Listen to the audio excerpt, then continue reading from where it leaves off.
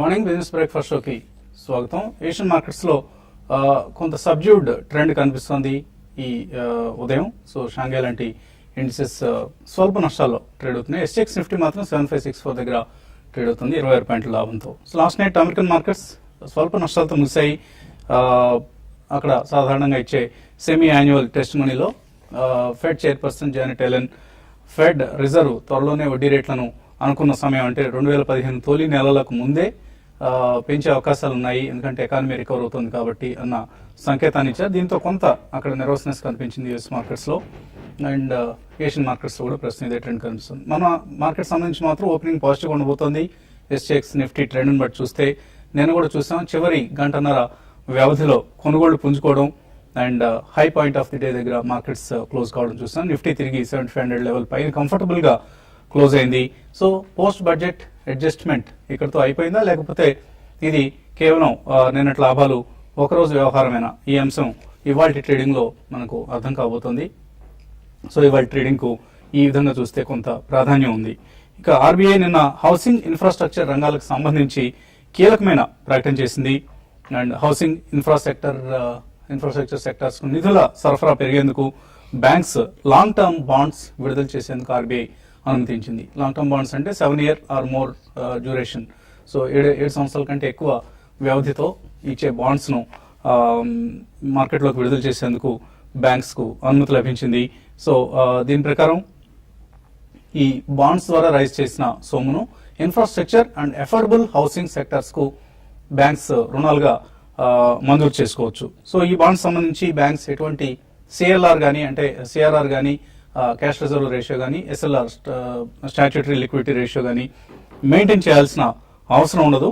So ఇక్కడ affordable housing అంటే హైదరాబాద్, బెంగళూరు, చెన్నై ఇటువంటి మెట్రో నగరాలు 6 మెట్రో నగరాల్లో 65 లక్షల రూపాయల యూనిట్ కాస్ట్ ఇంటి ధర, దాని మీద తీసుకునే లోన్ అమౌంట్ కూడా 50 లక్షల కంటే పెంచకూడదు.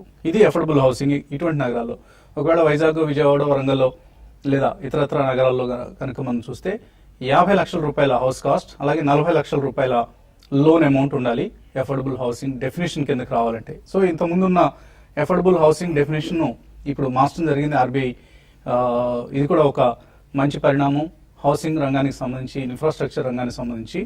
సో ఈ రంగాలకు సంబంధించి ఇక నిధుల సరఫరా పెరగబోతోంది. ఇది బడ్జెట్ తర్వాత ఆఫ్ బడ్జెట్ గా వచ్చిన అనౌన్స్మెంట్. సో దీంతో ఇది ఒకవేళ బడ్జెట్ లోనే వచ్చుంటే ఈ పాటికే ఇన్ఫ్రాస్ట్రక్చర్ స్టాక్స్ లో చాలా ఊపు వచ్చేది, బ్యాంక్ స్టాక్స్ కి చాలా ఉత్తేజం లభించేది. బట్ ఆఫ్ బడ్జెట్ ఇటువంటి ప్రకటనలు చేస్తున్నారంటే సో మేబీ కొంత ఎప్పటికప్పుడు పాలసీ రివ్యూ, పాలసీ డెసిషన్స్ తీసుకుంటుంది ప్రభుత్వం మనం అర్థం చేసుకోవాలి. ఈ పరిస్థితి గురించి అంటే అసలు ఇన్ఫ్రాస్ట్రక్చర్ రంగానికి నిన్నటి ఆర్బీఐ నిర్ణయం సంబంధించి ఎటువంటి బెనిఫిట్స్ రాబోతున్నాయి, అలాగే కన్స్యూమర్స్ కి ఎటువంటి బెనిఫిట్స్ రాబోతున్నాయి, ఈ అంశంపై మనకు మరిన్ని వివరాలు విశ్లేషణ అందించేందుకు టెలిఫోన్ లైన్ లో సిద్ధంగా ఉన్నారు క్రెడాయి జాతీయ అధ్యక్షులు శేఖర్ రెడ్డి గారు. శేఖర్ రెడ్డి గారు, గుడ్ మార్నింగ్. గుడ్ మార్నింగ్ అండి వసంత్ గారు. సో ఆర్బీఐ నిన్న చాలా కీలకమైన నిర్ణయం తీసుకుంది ఇన్ఫ్రాస్ట్రక్చర్ రంగానికి సంబంధించి చేయూతనిచ్చేందుకు. మీలాంటి డెవలపర్స్ అందరికి కూడా ఒక వెసులుబాటు లభించబోతోంది. అఫోర్డబుల్ హౌసింగ్ డెఫినేషన్ 65 lakhs కు పెంచడం జరిగింది హైదరాబాద్ లాంటి సిటీస్ లో. అలాగే ఈ రంగానికి ఇచ్చే లోన్స్ కూడా సిఆర్ఆర్, ఎస్ఎల్ఆర్ లాంటివి మెయింటైన్ చేయాల్సిన అవసరం లేదంటుంది. అసలు దీని అంతటి వలన ఇటు డెవలపర్ కావచ్చు, కన్స్యూమర్ కావచ్చు, ఎటువంటి బెనిఫిట్స్ రాబోతున్నాయి? అంటే ఇది చాలా గ్రేట్ న్యూస్ అండి for all people dreaming to own A house అనే వాళ్ళందరికీ కూడా, plus developers, affordable housing project చేసే డెవలపర్స్ అందరికి కూడా ఇది పెద్ద లాంగ్ టర్మ్ నుంచి మా డిమాండ్, పెండింగ్ ఉన్న డిమాండ్ ఇది. మేము ఈ మధ్య కాలంలో కూడా గవర్నమెంట్ ఆఫ్ ఇండియా కూడా రిప్రజెంట్ చేయడం, ఫైనాన్స్ మినిస్ట్రీ, ఆర్బీఐ కూడా రిప్రజెంట్ చేయడం జరిగింది. మేము been demanding for infrastructure status. Infrastructure status అంటే ప్రయారిటీ సెక్టర్, దీని కింద మనకు సెక్టర్ లెండింగ్ కింద ఇవ్వాలని, plus concession rate of interest, plus direct indirect tax incentives కూడా అడిగాము. But this is part of that infrastructure status లో ఉండే పార్ట్ ఆఫ్ దట్. దీంట్లో సిఆర్ఆర్, ఎస్ఎల్ఆర్ రెండు కూడా ఎగ్జామ్షన్. అంటే ఆ margins respective banks they need not deposit with the reserve bank కాబట్టి వాళ్ళ యొక్క కాస్ట్ ఆఫ్ ఫండ్స్ తగ్గిపోతుంది. అంటే వాళ్ళు ఏవైతే బాండ్స్ రేజ్ చేస్తారో దానికి వాళ్ళు స్ప్రెడ్ యాడ్ చేసుకుని they can give a cheaper loans to the ఒకటేమో ప్రాజెక్ట్ ఫండింగ్ కు డెవలపర్స్ కి ఇవ్వచ్చు. ఇది ఇప్పుడు మీరు చెప్పిన నిర్వచనంలో ఉన్న ఆ పరిధిలో ఉన్న ప్రాజెక్ట్స్ అందరికి కూడా ఆ డ్వెల్లింగ్ యూనిట్ సైజెస్ కూడా కాస్ట్ 65 lakhs కానివ్వండి, 50 lakhs లోపల ఉన్న అపార్ట్మెంట్స్ ఉన్న ప్రాజెక్ట్స్ అందరికి కూడా ప్రాజెక్ట్ ఫండింగ్ వస్తుంది. అది ఫస్ట్ బెనిఫిట్ అది మాకు.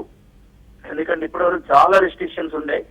రిజర్వ్ బ్యాంక్ ఆఫ్ ఇండియా నుంచి చాలా మంది బ్యాంక్స్ కూడా మా సెక్టర్ కి ఇవ్వాలంటేనే చాలా ఆలోచించేవాళ్ళు. ఇది నాన్ ప్రైవేట్ సెక్టర్ అని, ఇది ప్రైవేట్ సెక్టర్ చేయడం జరిగింది. ప్లస్ లోన్స్ కూడా మన కన్సెషనల్ రేట్ లో రావడానికి వీలుంటుంది.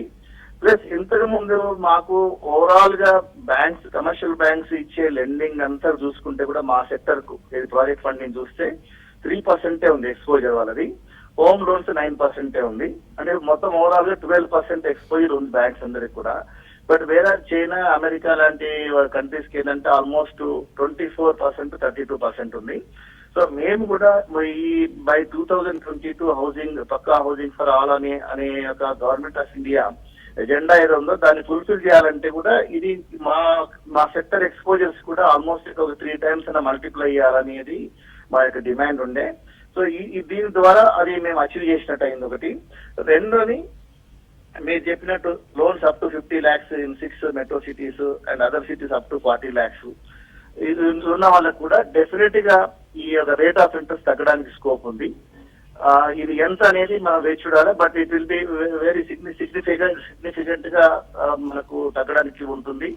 అపార్ట్ ఫ్రమ్ దిస్ మనకు అక్కడ ఆల్రెడీ బడ్జెటరీ ప్రొవిజన్ లో ఒక 4,000 crores మనకు ఎన్హెచ్బికి అలొకేషన్ ఇవ్వడం జరిగింది.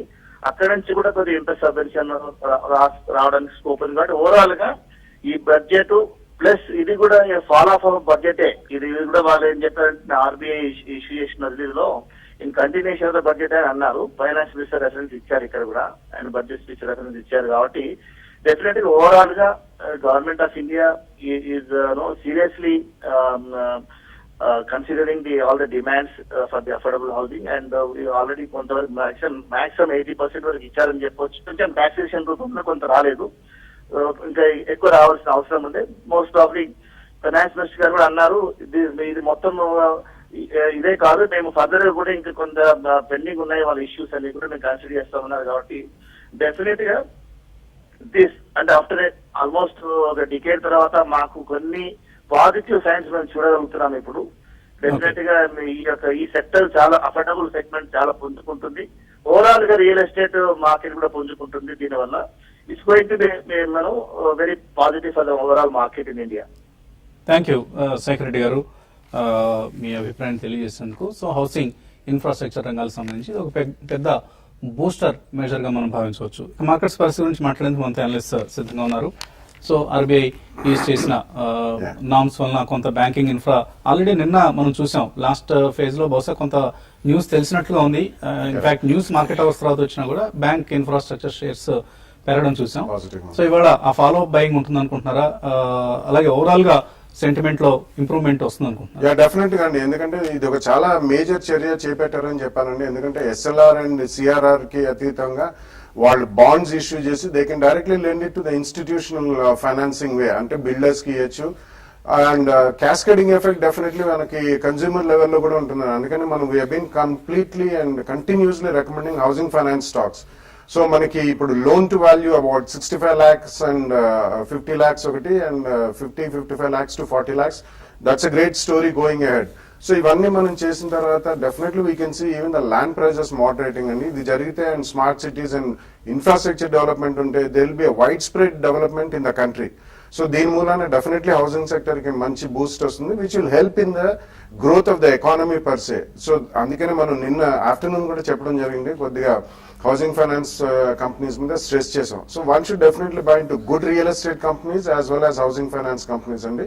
ఇతరత్ర నిన్న మధ్యాహ్నం సెషన్ లో కూడా మనం చెప్పుకున్నట్టు కొన్ని mid cap stocks and small cap stocks which have been beaten on last 3 to 5 sessions లో ఏవైతే కంటిన్యూస్లీ కొద్దిగా నెగటివ్ గా స్ట్రాంగ్ సెల్లింగ్ కి గురయ్యాయో తప్పకుండా నిన్న ఆఫ్టర్నూన్ నుంచే అది కొనుగోలు మొదలు పెట్టారు. సో దిస్ విల్ కంటిన్యూ అండి స్లైట్లీ. ఎందుకంటే మనం ఈ 3-5 ట్రేడింగ్ సెషన్స్ అనేది గతంలో చెప్పుకున్నట్టు 2 steps ఫార్వర్డ్ 1 step బ్యాక్వర్డ్ అని ఎక్కడైతే మనకు రియాక్షన్ చూసామో సెల్లింగ్ చూసాం, అక్కడ ఎక్కువ రోజులు ఉండేది మాత్రం కనిపించలేదండి. సో స్ట్రాంగ్ బయింగ్ అనేది డెఫినెట్లీ వాల్యూ బేస్డ్ బయింగ్ అనేది మీడియం స్మాల్ క్యాప్ లో కూడా ఎమర్జ్ అవుతుంది. So this will continue and result season అయ్యేదాకా కూడా which ever company which results declares good result and last 1 or 2 years లో కొద్దిగా బ్యాలెన్స్ షీట్ సవరించి ఎక్స్పాన్షన్ కి వెళ్ళారు. I think they are great buys అండి. So every one should concentrate and buy at the first price point as soon as the results are out. Traders ఎటువంటి సలహా ఇస్తున్నారు? Traders కి సెలెక్టెడ్ స్టాక్స్ లో long positions నే recommend చేస్తానండి. ఎందుకంటే market నిన్న రికవరీ చూసాం, మరి ముఖ్యంగా banking stocks and infra stocks నిన్న కూడా బాగా పార్టిసిపేషన్ చేసాయి. చాలా రోజుల తర్వాత మళ్ళీ మార్కెట్ లో ఒక షార్ట్ కవరింగ్ వచ్చి తర్వాత దాంతో పాటు లాంగ్ బిల్ కావడం కూడా చూసాం, మరి ముఖ్యంగా ఫీచర్స్ లో. కాబట్టి బ్యాంక్ నిఫ్టీ మరి ముఖ్యంగా ఇక్కడి నుంచి కొంత పెరగవచ్చు. దీంతో పాటు మనకి లాస్ట్ వీక్ మనకి డేటా కానీ చూస్తే ఇన్ఫ్లేషన్ తగ్గడం ఇవన్నీ కూడా బ్యాంకింగ్ స్టాక్స్ కి కొంచెం పాజిటివ్ అంశాలు. తర్వాత నిన్న ఆర్బీఐ తీసుకున్న డెసిషన్ ఉంది, ఇవన్నీ కానీ చూస్తే overall banking and financial stocks తర్వాత ఇన్ఫ్రా స్టాక్స్ అన్ని కూడా ఈ రోజు యాక్టివ్ గా ట్రేడ్ అయ్యే అవకాశం ఉంది. ఫాలో బయింగ్ కూడా వీటిలో రావచ్చు. కాబట్టి అటువంటి వాటిలో లాంగ్ పొజిషన్ తీసుకోమంటాం. లైక్ ఐడిఎఫ్సి ఒకటి కరెంట్ లెవెల్స్ నుంచి పెరగచ్చు. తర్వాత ఎల్ఐసి హౌసింగ్ ఫైనాన్స్ 320 పైన సస్టైన్ అవ్వచ్చు ఈ రోజు ఓపెనింగ్. కాబట్టి దాంట్లో కూడా 345 to 350 నెక్స్ట్ ఫ్యూ డేస్ లో పెరగడానికి అవకాశం ఉంటుంది. దాంట్లో కూడా లాంగ్ పొజిషన్ తీసుకోమంటాను. అయితే ఐటీ కంపెనీస్ మాత్రం లాస్ట్ ట్రేడింగ్ సెషన్ అంటే నిన్న ట్రేడింగ్ సెషన్ లో కొంత హయ్యర్ లెవెల్ సెల్లింగ్ ఉంది. అది ఈ రోజు కూడా కొనసాగే అవకాశం ఉంది. సెల్లింగ్ చేసుకునే వాళ్ళు ఐటీ స్టాక్స్ లో సెల్ చేయమంటాను.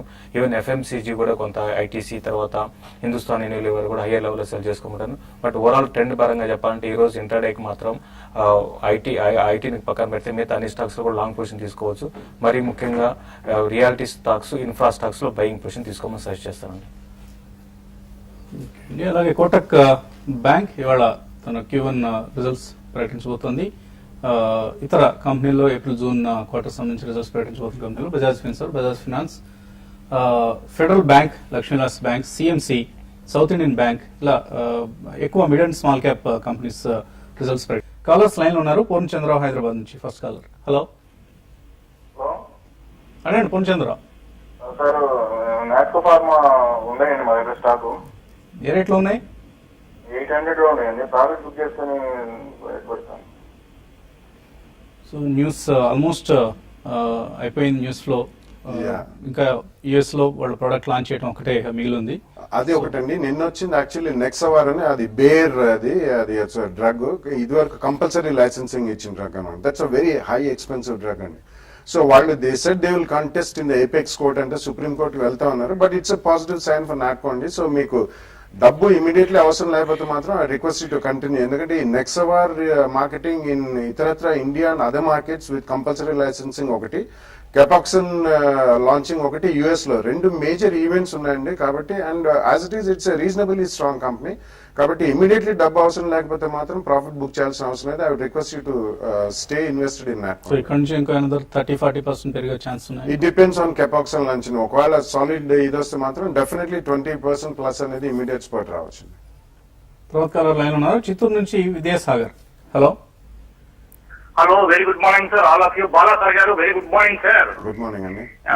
సార్ నాది real estate, next infrastructure, auto ancillaries, automobile, next housing finance sector నుంచి ఒక్కొక్క మిడ్ క్యాప్ ఇది రికమెండేషన్ చేయండి సార్ ప్లీజ్ సార్. నేను long term investor sir.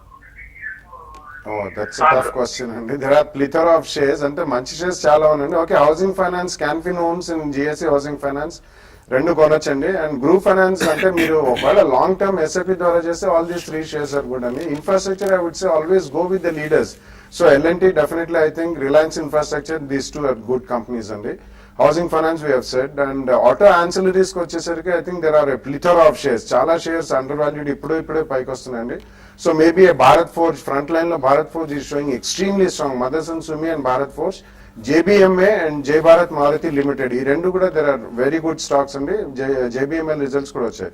So that's ఇన్ఫ్రాలో అదే ఎల్ఎన్టీ అండ్ రిలయన్స్ ఇన్ఫ్రా చెప్పాం కదా. మిడ్ క్యాప్, స్మాల్ క్యాప్ కొద్దిగా Patel engineering is good and Sadbhav engineering is also good. So ఈ 3 సెక్టర్స్ లో I think you can go with these kind of shares. తర్వాత caller line ఉన్నారు తాడేపల్లిగూడ నుంచి Bhaskar. Hello sir good morning, అలాఫీ అండి. మార్నింగ్, చెప్పండి. Sir GMR infra prime pocket already ఉన్నాయి. ఏ రేట్లో ఉన్నాయి?